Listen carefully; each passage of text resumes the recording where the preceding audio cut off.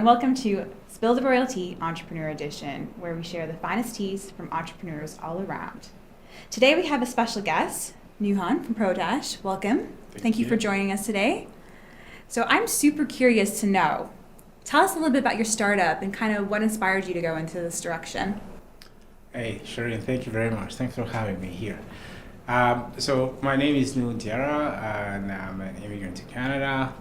And I started Prodash just about 5 months ago, right, in October. So I've been really working for almost 20 years in the tech industry, different roles, and enjoy doing a lot of that, a lot of consulting, a lot of constructing, building software, or sometimes managing IT infrastructure. Okay. And but over time, I've developed more desire to do more than just technical, right? Building something that I can, call mine as well, right? Okay. And not just that, but also build something that I really like, inspire me, solve real world problems, and make my customers happy. Yeah. And specifically, what does Prodash do? What is the platform? How does it help solve a problem? Yeah, so Prodash is an application powered by AI, and it's designed to really help companies expand their revenue by automating a lot of their administrative work, right? Okay. Really, that's the main goal of Prodash, saving you money, increasing revenue, and reining in the administrative chaos that is usually accompany a lot of businesses, especially small businesses, right?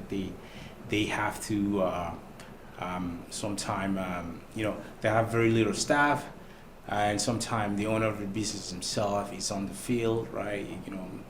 Managing a lot of things, but at the same time you have issues like customer interactions coming in, sales coming in, and other admin things that are coming in, right? So Prodash is really tapping into AI to automate a lot of that chaos, so that not only you can extend your hours, automate a lot of this work, but save money too, right? So you can grow your business. Would you say it replaces sort of like your admin staff? Depend. Because that's always the question. That's actually a very, very good question. But you know what? For my target market and my target customer, in most cases, it actually does not replace the admin staff. Okay. What it does is helping companies actually extend their working hours, right? For example. Oh, okay. So if you have admin leaving at 4, your operation don't necessarily have to stop. You don't have to stop taking customer inquiry because the office has to stop at 4. Right. But that's not the only case. But you have cases where actually the vast majority of my customer cannot actually even afford hiring a full-time admin, right? So Prodash steps in, gives you a full-time admin really to reduce your operational costs. But at the same time, so pretty much giving an admin, allowing you to scale, right? Okay. Until you can actually hire someone. If you want, if you desire so. I see. If you Okay. desire so. We do think that Prodash, although it makes life easy a lot in terms of really like servicing your customers, but human beings are, we have the best intuition, we have the best way of dealing with people. So there'll always be in need of that person also in the loop, right? That human in the loop. So to us, we don't really we don't take a very strong opinion about what you use our product for eventually, right? Okay. You use it for solving a particular problem, which is reining in the admin chaos, right? And saving money and generating more sales and things like that. And it's gonna be up to the business owners, to decide what they do with such technology. I see. So do you focus on relatively people who are ready to scale their business or in that scale process? What's your target market? Yeah. So yes. So scaling definitely, but we are really targeting smaller companies in most cases, where you have like 3 to 20 people, kind of company, right? That are big enough, but they cannot really afford an enterprise grade type of application, right? To provide a certain quality of service. But with AI and the Prodash solutions, we actually allow you to do that, right? We automate all of your customer interaction, like your calls, your sales, and invoicing, code generation, and things like that. And we even go beyond that. Like for some of our customers in the construction industry, we provide bid management, features. So at the end of the day, whether you're small or relatively bigger, you are like our target customer, because we really want to automate your business as much as possible and allow you to have your business pretty much on always. Right. Yes. Okay. 24/7 operation. Exactly, 24/7 operation. If that's something that you need, right? Prodash is the company to talk to. Okay. So your name, Prodash, Yeah. what inspired you to come up with this name? And tell us a little bit about your branding. So Prodash is really for, like, the P stands for two things, right? Okay. You have professional component, and then you have productivity component. Okay. Right? So, and then the dash is for really dashboard, right? So we wanna, like, we're giving you a product that, of course, target professionals having better productivity, right? And then the dashboard is for giving you intelligence, understanding across your entire business, right? Of about what's going on, understanding your numbers, the metrics, how your business is doing.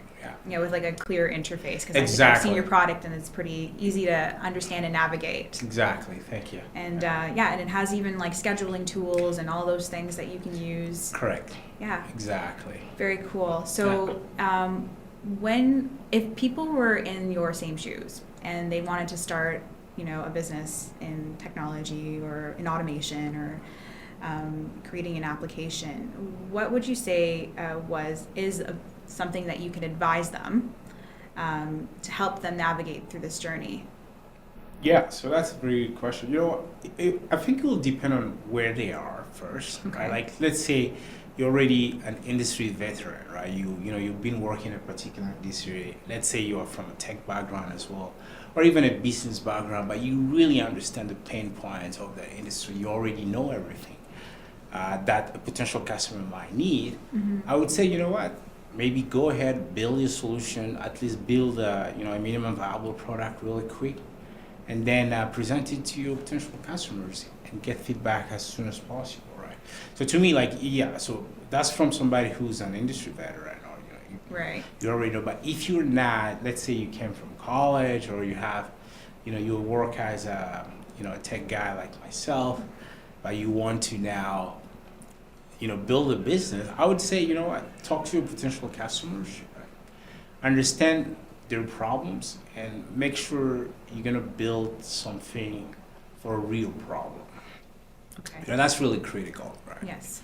Because sometimes, you can be caught up in the excitement of your idea. You can be a little bit infatuated, with your own ideas, Yeah. right? And then forget that maybe, real customers don't need that. Right. To me, that's Apply really to them. exactly. Yeah. It's really critical to do that. But at the same time, at the end of the day, I would say,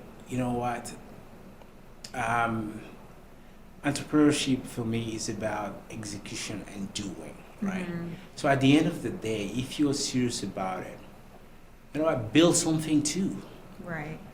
Because when you build something, you're gonna get market feedback, and then you will know what you're up to. Is it, whether you're onto something that's gonna gain some traction or not, right? So it depends on also your runway. How much time do you have to build something? Are you able to dedicate full time to it, or do you have to do that as a part time for a number of years? But one thing that's really important, so you have to know your runway, and then you determine how much commitment in terms of time and energy you can put in. without burning out. Without burning Yeah. out. Well, to me, It's a yeah. thing, right? Entrepreneur burnout. 100%. I think that's very important. But of course, that goes without saying, yeah, so you need some financial cushion, right, to help yourself if, If you want to take that gap to Exactly. focus just on your business. Exactly, right? So you will need a financial cushion from anything, like, whether it's hiring freelancers to help you build it or hiring co-founders or, just outright, hiring other people to help you as well. To support. Exactly, to support. So to me, that's critical.